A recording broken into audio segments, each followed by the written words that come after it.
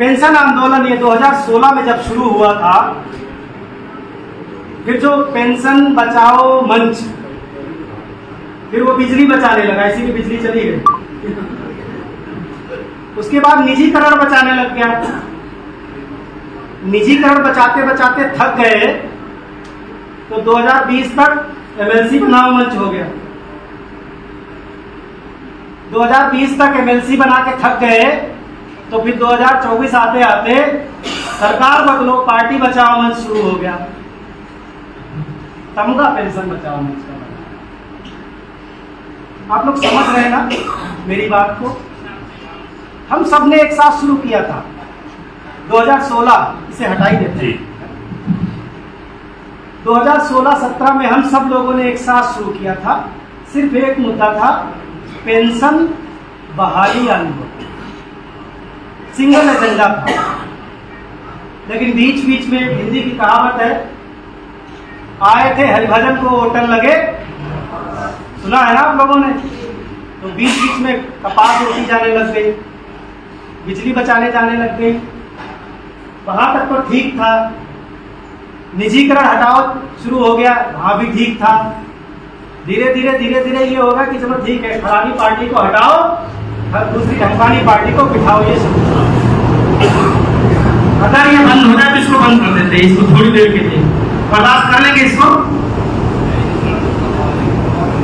अगर बंद हो सके तो कर देंगे। आवाज सही आ रही है जी? आ रही थी। ये जब शुरू हुआ, आप हर बार एक चीज सुनते हैं मीडिया के बारे में।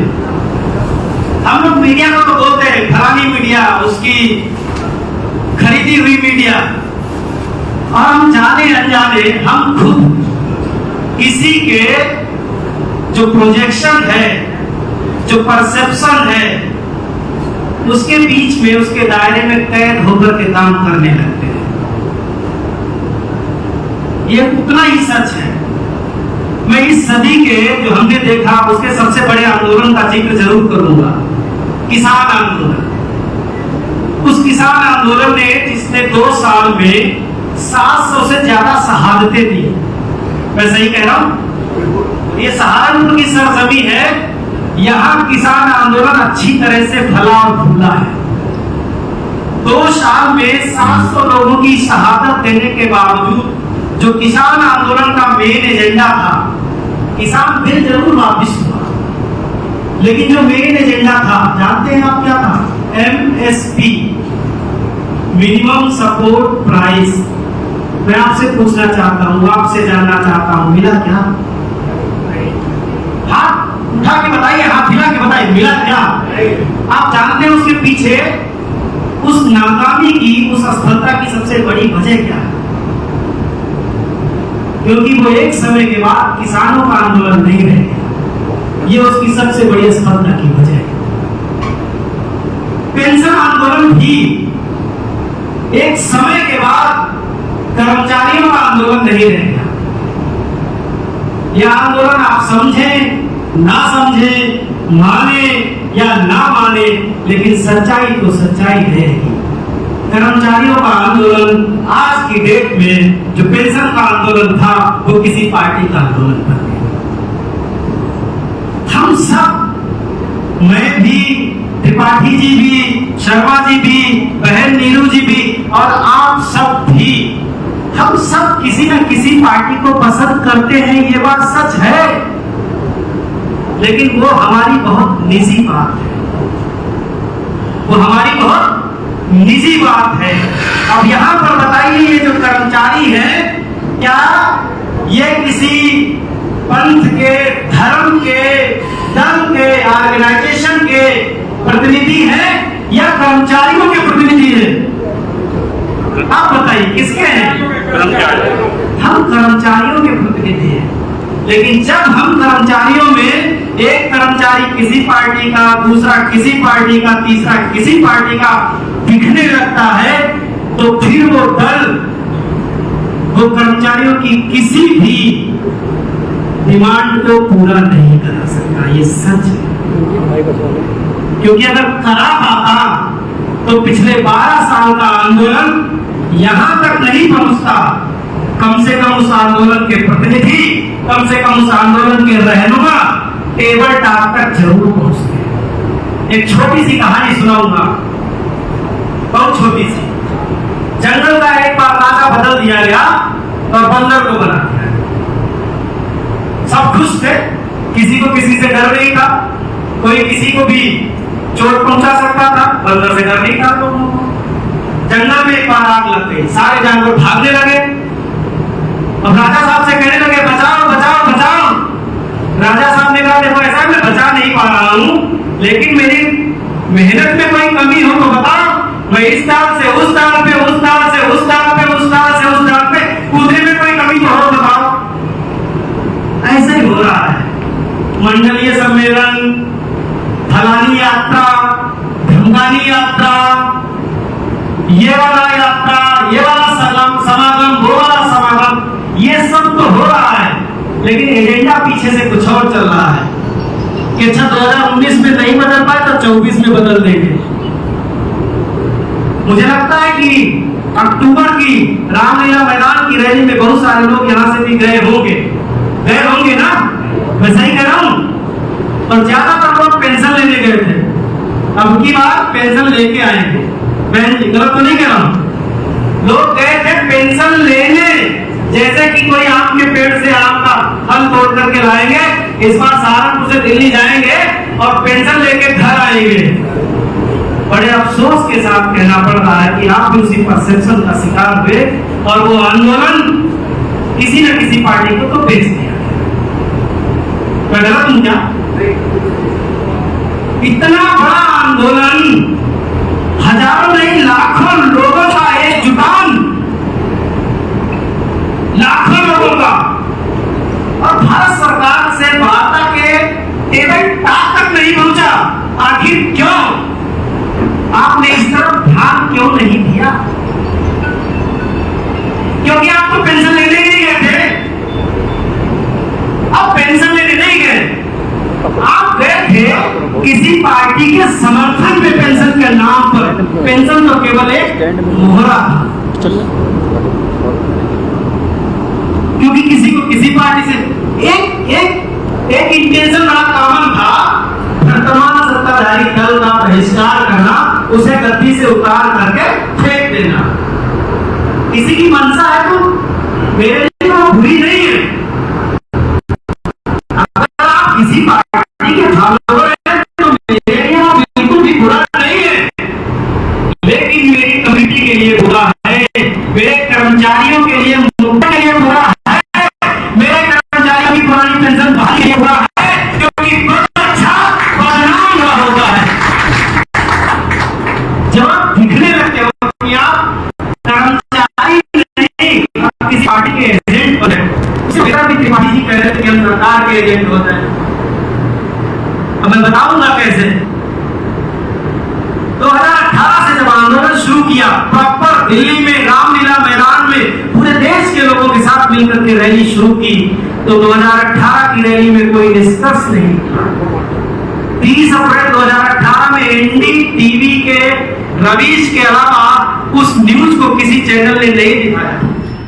फिर तत्कालीन जो दिल्ली के मुख्यमंत्री थे अरविंद केजरीवाल जी, उनसे हम मिले, हमने 4-5 बैठकें करी और उसमें उन लोगों को भी शामिल किया जो वो उस समय आंदोलन के मुखिया थे, और हमने उनसे एक पैक्ट किया कि भाई अगर आप पुरानी पेंशन बहाली के समर्थन में है तो हमारी रैली में आए और दिल्ली की विधानसभा से प्रस्ताव पास करने का ऐलान करें।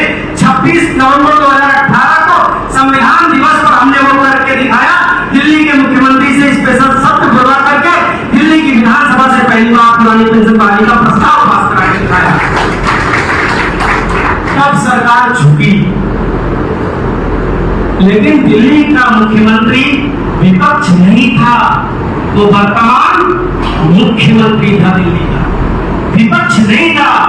उसने पुरानी पेंशन बहाली का प्रस्ताव पास किया, दिल्ली का स्पेशल सत्र बुलाया और भारत सरकार पर दबाव बनाया।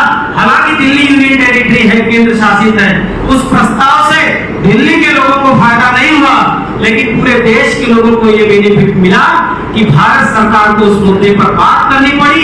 हर न्यूज में, हर टेलीमीडिया में, हर प्रिंट मीडिया में हमारा मुद्दा पहली बार राष्ट्रीय मुद्दा बना। ये वो जंग की पहली जीत थी। फिर 1 अप्रैल 2019 को आपको याद होगा, पहली बार भारत सरकार ने कोई बड़ा बदलाव किया, और वो बदलाव था गवर्नमेंट कंट्रीब्यूशन को 10 से बढ़ा करके 14%, याद है ना, 14% किया। उसके बाद तकरीबन 2 साल तक दिल्ली में कोई बड़ा आंदोलन नहीं हुआ, 19 और 20। लेकिन 2020 आते आते लोग पार्टी बदलने के बाद लोग एमएलसी बनाने लगे। उत्तर प्रदेश में 9 लोग खड़े हो गए, पेंशन बचाओ मंच के लोग 9 लोग खड़े हो गए, और जहां तक मुझे याद है सभी की जमानत जब्त हो गई। आंदोलन को तो उसी दिन से डिरेल करने में कोई कसर छोड़ी ही नहीं गई 2020 में। फिर 2020 में कोविड शुरू हो गया, आपको याद है, कोरोना। 2020 में जब कोरोना शुरू हो गया, तो 2020 और 21 में जब दूसरी वेव उसकी शुरू हुई, तो उस समय भारत सरकार के कैबिनेट सेक्रेटरी थे पीके सिन्हा साहब। गूगल कीजिएगा आप लोग, हम लोग उनसे मिले, दिल्ली में 545 डेथ हुई थी 2020 में ड्यू टू कोविड पेंडेमिक या फिर अदर रीजन से। उनकी लिस्ट सौंपी, और 30 मार्च 2021 को पहली बार भारत के इतिहास में, कर्मचारियों के इतिहास में डेथ एंड डिसेबिलिटी के केस में पुरानी पेंशन बहाली का विकल्प पास करवाया। और अफसोस की बात है कि उस विकल्प का उत्तर प्रदेश के लोगों को 1 साल तक जानकारी ही नहीं हो रही थी। उन ग्रुपों से उन मैसेज को डिलीट करवाया गया, ताकि अगर लोगों को यह पता चल जाएगा कि टेबल टॉक और टेक्निकल एस्पेक्ट, टेक्निकल पक्ष को रख करके भी अपनी लड़ाई को आप अंजाम तक पहुंचा सकते हैं, तो आंदोलन का रास्ता बंद हो जाएगा। पुरानी पेंशन कहीं अगर बहाल हो गई, तो फिर नेता बनने का धंधा बंद। 30 मार्च 2021 के बाद मैं फिर बड़ी जिम्मेदारी के साथ कह रहा हूं, आज तक उत्तर प्रदेश में भी वो पॉलिसी लागू नहीं है। अगर किसी कर्मचारी की डेथ हो जाए, तो उसका अनुसार उसके परिवार को वापस नहीं किया जाता, केवल 20% किया जाता है। बताइए, मानते इस बात को? कहां है? अगर आपकी लड़ाई सच थी, आपकी लड़ाई सरकार से थी, तो आपने अब तक हासिल क्यों नहीं किया? और जब जिस प्रदेश में सरकार, केंद्र सरकार के उस आदेश के आधार पर वहां इस फैसले को अमल में लाती है, तो चंद लोग, आईटी सेल के लोग उसको सोशल मीडिया पे घुमाना शुरू करते हैं कि देखो हमने ये वाला झंडा गाड़ दिया। अभी जब मार्च 2023 में आपको याद होगा 36 पिटीशन थी सुप्रीम कोर्ट में, कितनी? 36, सुप्रीम कोर्ट, हाई कोर्ट और tribunal, CAT, central administrative tribunal. 36 court case के डिसीजन के आधार पर सुप्रीम कोर्ट ने भारत सरकार को गाइडलाइन जारी करने का आदेश दिया, जिसमें भारत सरकार ने यह आदेश किया कि 22 दिसंबर 2000 पहले से अगर आपका विज्ञापन था, या 22 दिसंबर 2000 पहले के अगर आपका नोटिफिकेशन था, तो भले ही आपको एनपीएस में किया गया, आपको ओल्ड पेंशन स्कीम में शामिल किया जाएगा। और पूरे देश में लागू हुआ सेंट्रल गवर्नमेंट एम्प्लॉइज पर। अभी उत्तर प्रदेश में पिछले महीने, 2 महीने पहले था, उसका भी क्रेडिट सोशल मीडिया का एक ही काम है। तो जो जैसे आप कहते हो कि भारत सरकार में कुछ सोशल मीडिया या मीडिया ऐसे करती है, आपके यहाँ भी वही मीडिया ऐसे करती है, वो कुछ और नहीं है, सेम टू सेम चल रहा है।